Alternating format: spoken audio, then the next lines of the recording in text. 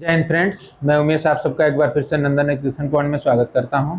आज हम लोग इस वीडियो में कक्षा 8 गणित के पहले अभ्यास के पहले चैप्टर के दक्षता अभ्यास 2 के प्रश्नों को हल करेंगे। दक्षता अभ्यास 1B दूसरा यानी 1B के प्रश्नों को हल करेंगे।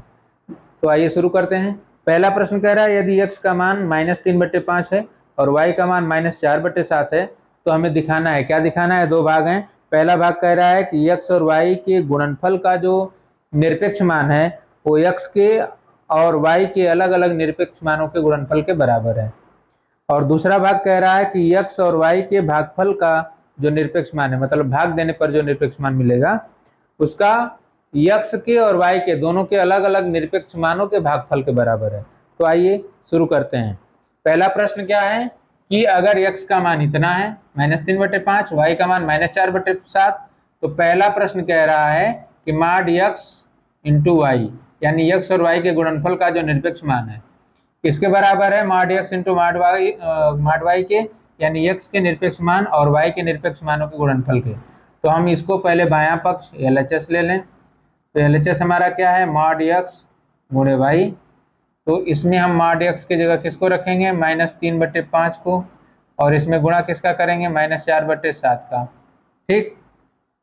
तो यहाँ पे देखिए ऋण का ऋण में गुणा होगा तो हो जाएगा धन। तो 3 चौके कितना हो गया? 12, और 5 का साथ में करेंगे तो 5 सत्ते 35। तो ये हो गया, बाहर निकालेंगे 12/35। ये हमारा निरपेक्ष मान आ गया 12/35। अब RHS निकाल लें। तो RHS हमारा क्या है? माड x गुणे माड y। ठीक है।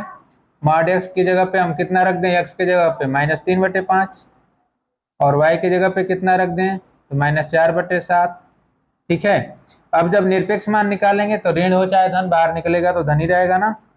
निरपेक्ष मान हमेशा क्या होता है? धनात्मक होता है। तो ये हो जाएगा 3/5, और इधर -4/7 है तो इसका भी निरपेक्ष मान आ जाएगा +4/7।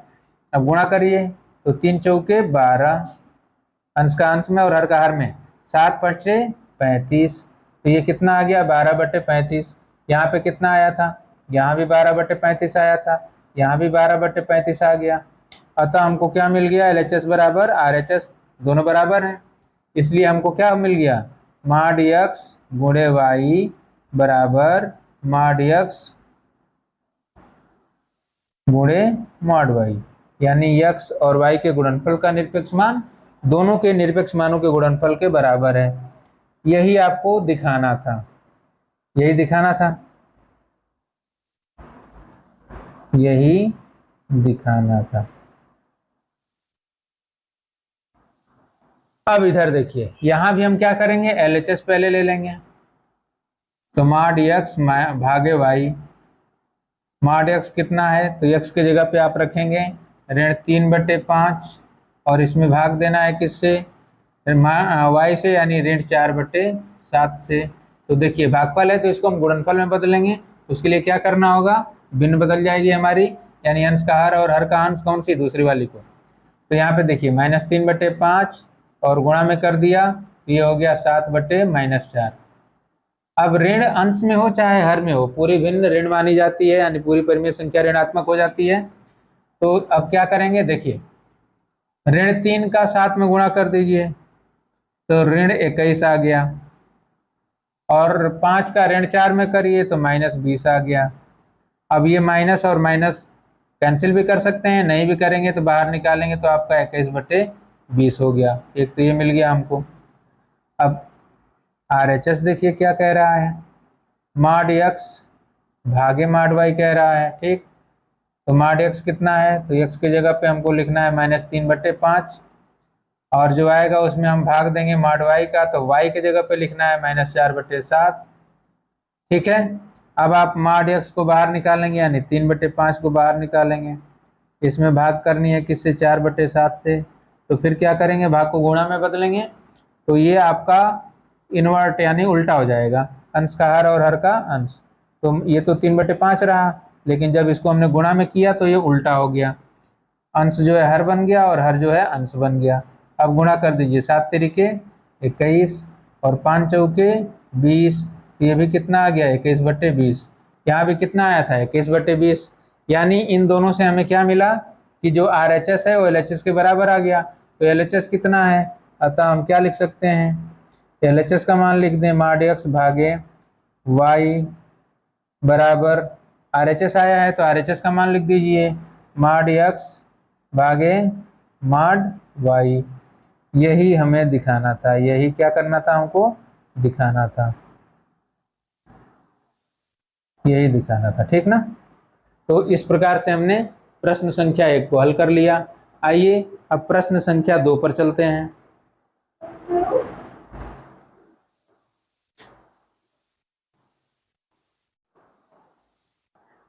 प्रश्न संख्या 2 कह रहा है उन सभी परिमेय संख्याओं को ज्ञात कीजिए जिनका निरपेक्ष मान 5/6 है।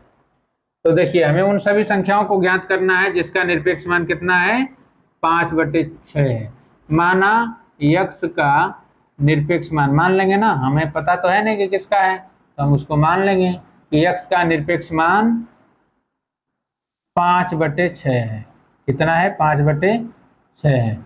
अतः क्या होगा, x का निरपेक्ष मान ऐसे लिखेंगे, इसका मान 5/6 आएगा। अब यहाँ पे देखिए दो स्थितियां हो सकती हैं। पहली स्थिति कि x का मान 0 से बड़ा हो यानी धनात्मक हो, और दूसरी स्थिति कि x का मान 0 से छोटा हो यानी ऋणात्मक हो।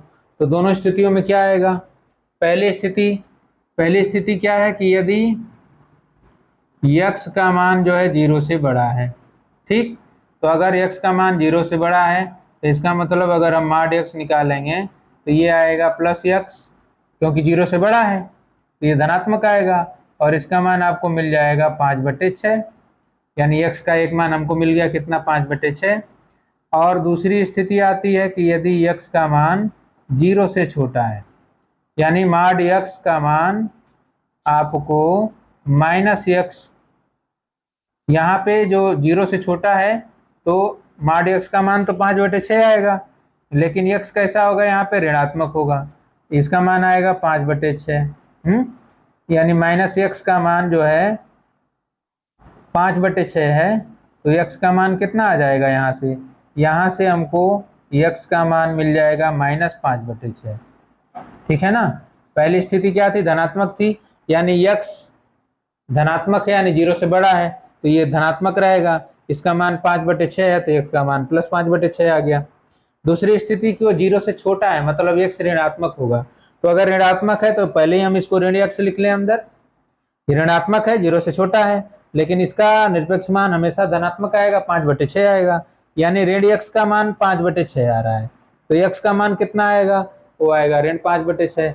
यानी हमारे पास दो संख्याएं हैं, कौन कौन सी, तो उत्तर लिख दीजिए कि अतः 5/6 धनात्मक और 5/6 ऋणात्मक, इन दोनों संख्याओं का निरपेक्ष मान, इनका निरपेक्ष मान क्या मिलेगा हमको, 5/6 मिलेगा। यानी दोनों संख्याएं हमको मिल गई ना, एक 5/6 धनात्मक और दूसरा 5/6 ऋणात्मक। अब आइए अगले प्रश्न पे चलते हैं, प्रश्न संख्या 3 पर। प्रश्न संख्या 3 कह रहा है उस परिमेय संख्या को ज्ञात कीजिए जिसका निरपेक्ष मान 0 है। यानी हमको उस संख्या को ज्ञात करना है जिसका निरपेक्ष मान 0 है। तो फिर मान लेंगे, माना x का निरपेक्ष मान, क्या है, 0 है। x का निरपेक्ष मान 0 है। अतः अब देखिए x का निरपेक्ष मान 0 है, तो ये कब संभव हो सकता है, अब x ना तो ऋणात्मक है और ना ही धनात्मक है, क्योंकि उसका मान 0 है, तो 0 से बड़ा भी नहीं है, 0 से छोटा भी नहीं है, तो यहाँ पर केवल एक ही स्थिति है कि x खुद ही 0 है ना। तो यहाँ से हमको मिल जाएगा क्या कि x बराबर 0। अतः 0 एक ऐसी संख्या है जिसका निरपेक्ष मान 0 है, यानी 0 का निरपेक्ष मान क्या है, 0 है। केवल 0 ही एक ऐसी संख्या है जिसका निरपेक्ष मान 0 हो सकता है। चौथा प्रश्न कह रहा है निम्नांकित में से कौन कौन सी ऐसी परिमेय संख्याएं हैं जिन्हें शांत दशमलव संख्या में व्यक्त किया जा सकता है। चौथा प्रश्न कह रहा है कि कौन सी ऐसी परिमेय संख्याएं हैं जिन्हें शांत दशमलव में व्यक्त किया जा सकता है। तो आइए देखते हैं कौन सी परिमेय संख्या है। यहाँ पे हमें क्या करना होगा, केवल इनके हर को देखना है, हर का गुणनखंड करना है। अगर हर में 2 और 5 आ जाए या उनका कोई घात आ जाए तब तो ठीक, वो शांत में हो जाएंगी, और अगर इसके अलावा कोई दूसरी संख्या मिल गई तो अशांत हो जाएंगी। आइए देखते हैं। यहाँ पे हर को गुणनखंड करने पर हमको मिलेगा 2 गुणे 2 गुणे 2, यानी क्या मिल गया, 11/8। अरे 8 तो ये है, 2 का घात 3, ठीक है ना। तो लिखेंगे हर के गुणनखंड में क्या है, हर के गुणनखंड में केवल क्या आया है, 2 का घात 3 आने से यह शांत दशमलव में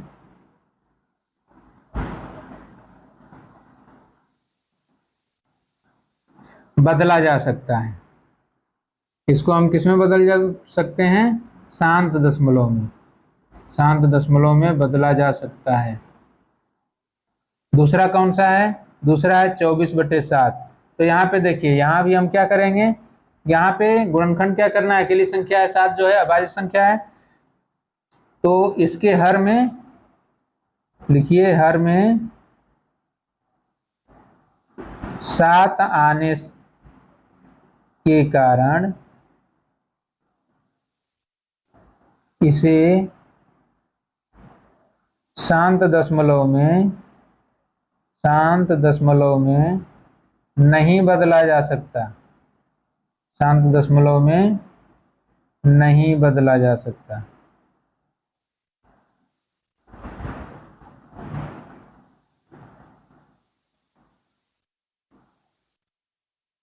ठीक, आइए आगे चलें। अब यहाँ पे देखिए 4 से 3/45 है, तो या तो हम इसको इम्प्रॉपर फ्रैक्शन यानी अनुचित भिन्न में बदलें, या ऐसे ही इसका हम गुणनखंड कर दें। तो अगर बदलेंगे तो 180 और 3 183 बटे कितना आ गया, 45 है, तो 5 गुणे 3 गुणे 3 आ गया। ठीक, अब देखिए इसके हर में 5 और 2 के अलावा 3 है, तो लिखेंगे हर के गुणनखंड में किसके आ जाने के कारण, 3 के आ जाने के कारण, हर के गुणनखंड में 3 का वर्ग है, इसके आ जाने के कारण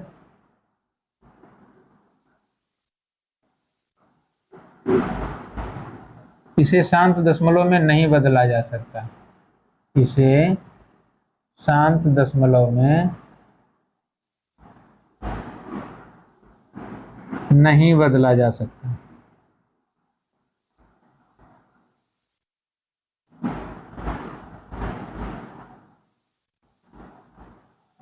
अब देखिए 5/6 है, यहाँ भी हम हर का क्या करें, गुणनखंड कर लें, तो 6 को लिखेंगे 2 गुणे 3, यहाँ भी इसके हर में क्या आ गया, 3 आ गया, तो सेम रीजन, बस 3 के वर्ग की जगह 3 लिख देंगे, यानी हर के गुणनखंड में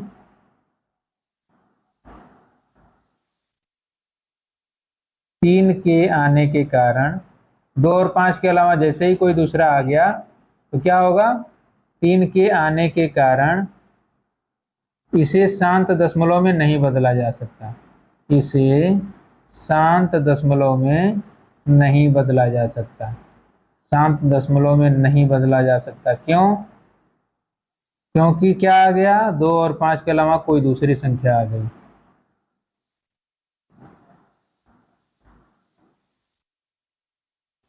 आइए एक और बचा है, इसको भी कर लें। तो इसको हम लिख सकते हैं -33/80 है, तो 2 दूनी 4 दूनी 8 दूनी 16 5 80, यानी इसको हम लिख सकते हैं -33/2 का घात 4 और गुणे 5। तो देखिए यहाँ पे 2 और 5 है, 2 के घात 4 है और 5 है, इसका मतलब इसको हम शांत दशमलव में बदल सकते हैं। तो लिखेंगे हर के गुणनखंड में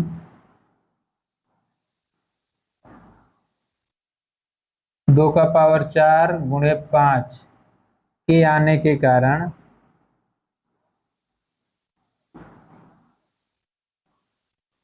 इसे शांत दशमलव में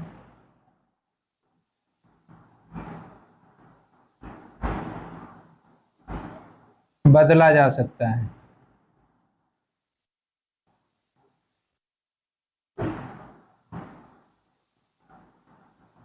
ठीक, यानी अगर किसी भी परिमेय संख्या के हर में 2 या 5 या इनका कोई घात आ जाए गुणनखंड करने पर, तब तो इनको हम शांत में बदल सकते हैं। इसके अलावा जैसे ही कोई दूसरी संख्या आएगी तो उसे शांत में नहीं बदल सकते।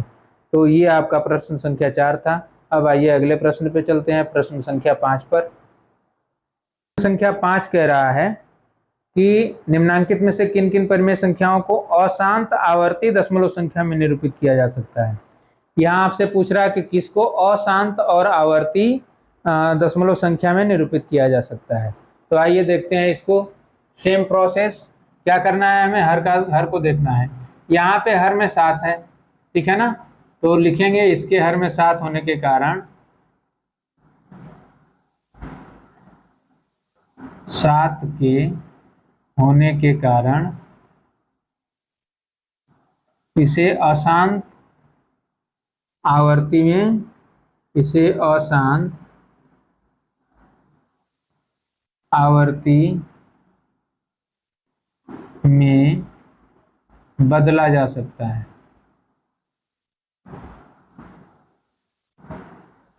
जब शांत में नहीं बदलेंगे तो अशांत में तो बदल ही देंगे, है ना, तो इसे अशांत आवर्ती में बदला जा सकता है।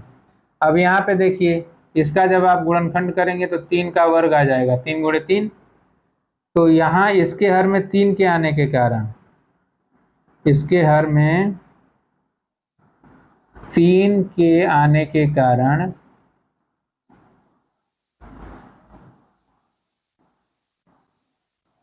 इसे अशांत आवर्ती में बदला जा सकता है।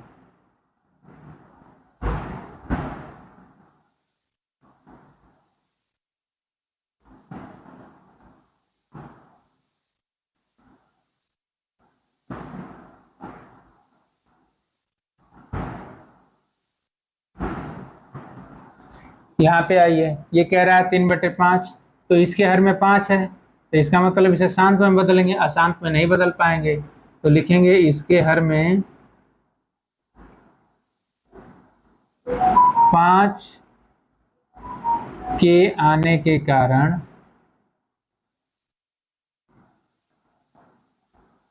इसे अशांत आवर्ती में नहीं बदला जा सकता।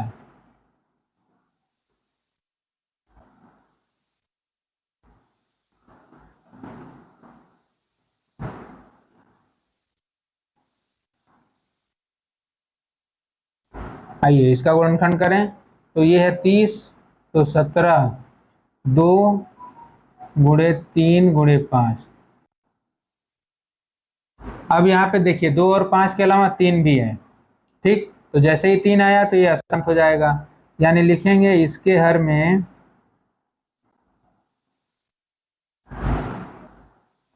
3 के आने के कारण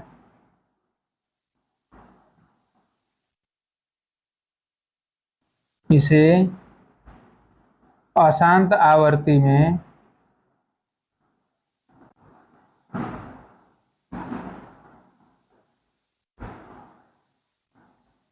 बदला जा सकता है।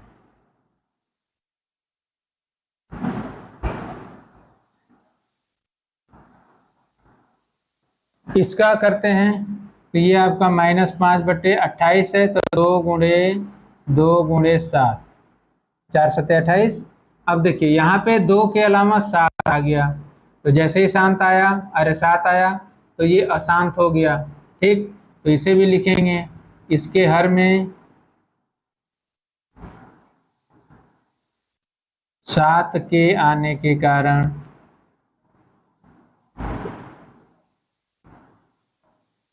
इसे अशांत दशमलव में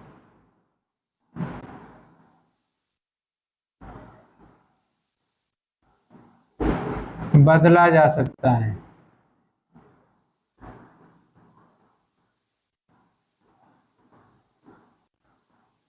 अब यहाँ पे इसका हम गुणनखंड करते हैं, तो ये -413 तो वैसे ही रहने देंगे।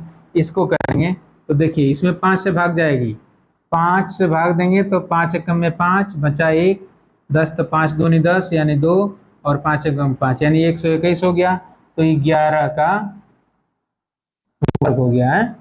तो इसका गुणनखंड में क्या मिला, 5 गुणे 11 गुणे 11। अब 2 और 5 के अलावा जैसे ही कोई आती है तो आसान हो जाता है, तो यहाँ आ गया 11। तो इसे हम लिखेंगे इसके हर में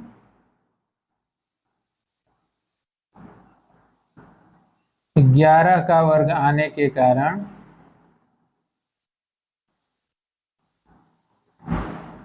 इसे अशांत दशमलव में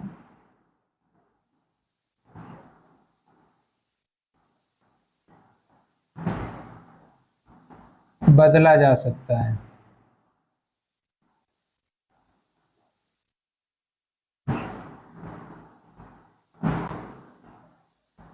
यहाँ पर देखिए, इससे पहले अगर हर में 2 या 5 आता था तो उसको हम शांत में बदलते थे, लेकिन यहाँ पे अगर हर में 2 और 5 आ जाएगा तो लिखेंगे वो अशांत में नहीं बदला जा सकता, क्योंकि उसे तो हम शांत में बदल पाएंगे, जो शांत में बदलेगा वो अशांत में नहीं हो पाएगा।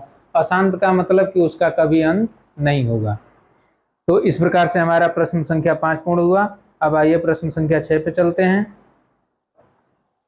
प्रश्न संख्या 6 कह रहा है निम्नांकित परिमेय संख्याओं को शांत या अशांत दशमलव संख्या में व्यक्त कीजिए। यानी जो परिमेय संख्या आपके सामने दी गई है उसे या तो आप शांत में या अशांत में दशमलव में बदल देना है, ठीक है ना। तो आइए शुरू करते हैं। पहला है -9/40, तो हम क्या करेंगे, माइनस को भूल जाएंगे और 9 में 40 से भाग देंगे। तो चलिए 9 में 40 से भाग देते हैं, 9 और इसमें हम 40 से भाग दे रहे हैं। तो देखिए 9 40 से छोटा है तो पहले ही दशमलव लगा लीजिए। अब ये हो गया 90, 40 दूनी 80, कितना बचा 10 बचा, फिर एक जीरो लाएंगे, फिर 40 दूनी 80, अब कितना बचा 20 बचा, फिर एक जीरो लाएंगे तो 40 बचे 200, यानी यहाँ पर जाकर के ये समाप्त हो गया। तो ये हमारा क्या आ गया, ये आ गया शांत, क्योंकि इसका अंत हो गया तो ये शांत हो गया, इसके बाद कुछ नहीं करने वाला। आइए -5/9 पे चलते हैं। तो यहाँ पे हमें क्या करना है, 5 में 9 से भाग देना है। अच्छा यहाँ पे अब ये ऋणात्मक है तो इससे पहले आप ऋण लगा दीजिएगा, ऋण नहीं लगाएंगे तो ये गलत हो जाएगा। अब यहाँ पे देखिए -5/9, तो 5 में आपको किससे भाग दे देना है, 9 से भाग दे देना है। 5 9 से छोटा है तो फिर क्या करेंगे, दशमलव लगाएंगे, एक जीरो लाएंगे, 9 5 45, फिर घटाएंगे तो फिर 5, फिर जीरो, 9 5 45, यानी ये क्रिया आपकी बार बार चलती रहेगी, बार बार 5 शेष बचता रहेगा, 5 बार भाग जाती रहेगी। तो इसको हम क्या लिख देंगे, इसको लिख देंगे -0.5 और इसी के ऊपर बार लगा दीजिए, क्योंकि यही संख्या बार बार रिपीट हो रही है। अब आइए 35/16 को देखते हैं। देखिए यहाँ पे हमको क्या करना है, 35 में 16 से भाग दे देना है। तो 16 दूनी 32 दो बार भाग जाएगी, घटाएंगे 3 बचेगा, दशमलव बढ़ाइए, एक जीरो लाइए, फिर अब एक बार भाग जाएगी, 16 एकम में 16, घटाएंगे तो 4 और 2 में से 1 गया, 14 हो गया, एक आगे जीरो आ गया। तो ये कितनी बार जाएगा, 16 8 बार जाएगा, 8 बार। तो ये कितना हो गया, 16 अट्ठे 128, घटाइए, 10 में से 8 गया 2, 3 में से 2 गया 1, यानी घटाने पर कितना आ गया 12। अब इसके आगे फिर एक जीरो लगाइए, कितनी बार भाग जाएगी, तो 16 सत्ते,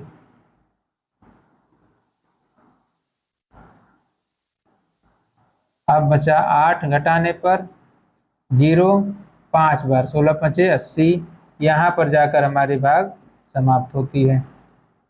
पहले हमने 2 बार भाग दिया, 16 दूनी 32, घटाने पर 3 बचा, जीरो लाए 30, 16 एकम में 16, घटाए 14 बचा, फिर क्या किए, एक जीरो फिर लाए, अब 16 अट्ठे 128, 8 बार भाग ले गए, घटाए तो फिर 12 बच गया, अब 120, एक जीरो लाए तो फिर 16 सत्ते 112, तो हमने फिर घटाया तो 8 बच गया, 0 लाए तो 16 पंचे 80, यानी यहाँ पर जाकर हमारा ये पूर्ण हुआ और उत्तर मिल गया 2.1875। अच्छा, ये भी साथ में लिख दें कि शांत है या अशांत, तो ये हमारा क्या है, शांत दशमलव है। कौन सा है, शांत दशमलव है, ये आपका शांत दशमलव है।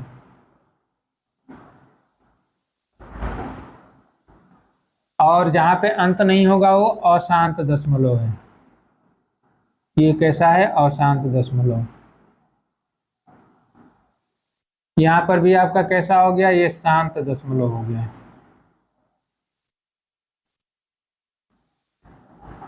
अब आइए, दो और बचे हैं। तो 11 दूनी 22 4 26, चलिए दो को रहने देते हैं, 2 दशमलव आगे कर लेंगे, या आप कर ही लीजिए। 11 दूनी 22 4 26, यानी इसको आप लिख सकते हैं -26/11। अब 26 में आप किससे भाग देंगे, 11 से भाग देंगे।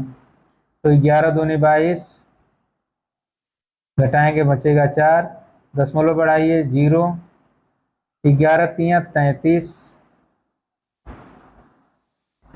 घटाएंगे 7, 11 छक्का 66, फिर घटाएंगे 4, फिर 11 तियां 33, 11 छक्के 66, ये सब चलता रहेगा, यानी 2.36 की पुनरावृत्ति। तो इसको आप क्या लिख देंगे, -2.36, 3 और 6 की बार बार पुनरावृत्ति होगी, क्योंकि यहाँ पे 4 बचा था। ठीक, फिर 4 बच गया तो अब भाग देंगे तो फिर से 7 बचेगा, तो 3 6 3 6 ये चलता रहेगा। अब आइए लास्ट, -88/7, तो आप क्या करेंगे, 88 में 7 से भाग दे देंगे, तो 7 एकम 7, 1 बचा, 18, 7 दूनी 14, 4 बचा, दशमलव लगा के 0 लाए, 7 पंचे 35, 5 40, फिर 0 लाए तो 7 सत्ते 49, फिर 1 बचा, 7 एकम 7, फिर घटाए 3 बचा, 7 चौक 28, फिर घटाएंगे 2 बचेगा, 7 दूनी 14, फिर घटाएंगे तो 6 बचेगा, 7 अट्ठे 56, फिर घटाएंगे तो 4 बचेगा,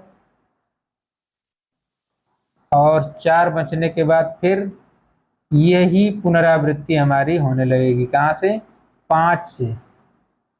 ठीक, तो इतने की पुनरावृत्ति बार बार होगी, यानी इसको हम क्या लिख देंगे, 12.571428 और इस पूरे की पुनरावृत्ति। ये कैसा दशमलव है, तो ये भी अशांत दशमलव है। कैसा है, अशांत, इसका अंत नहीं होगा, अशांत आवर्ती है।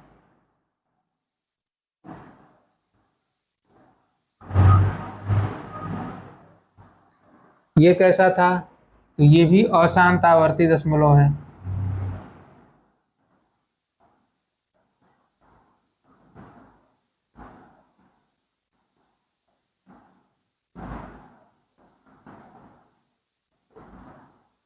यानी जो दशमलव में जब हम बदलें और अगर वो पूर्ण रूप से समाप्त हो जाए, कुछ शेषफल ना बचे, तो उसे हम शांत कहते हैं।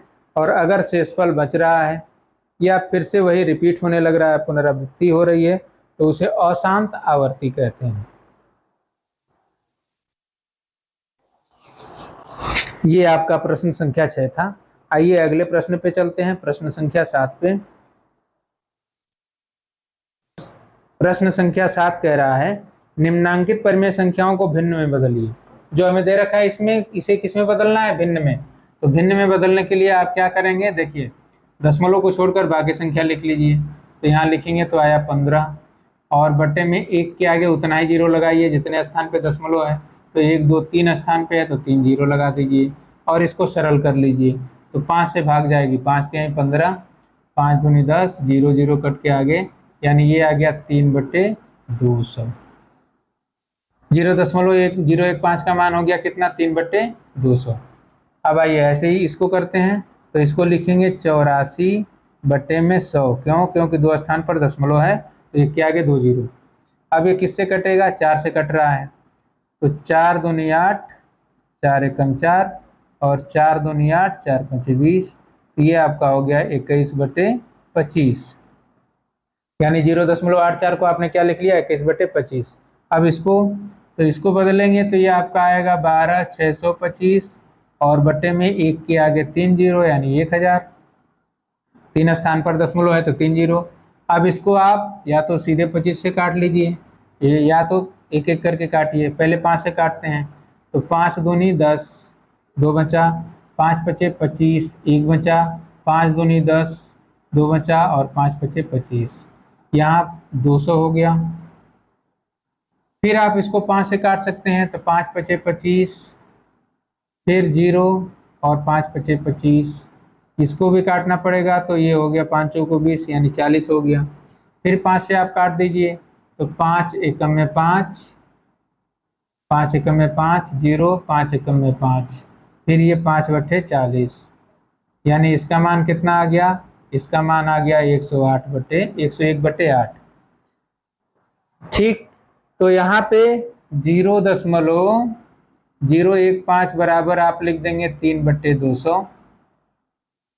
0.84 का मान आप लिख देंगे कितना? 21/25 और 12.625 का मान आपको मिल जाएगा 101/8। इस प्रकार ये हमारी एक्सरसाइज पूर्ण होती है। अब मिलते हैं आपसे अगले वीडियो में। धन्यवाद।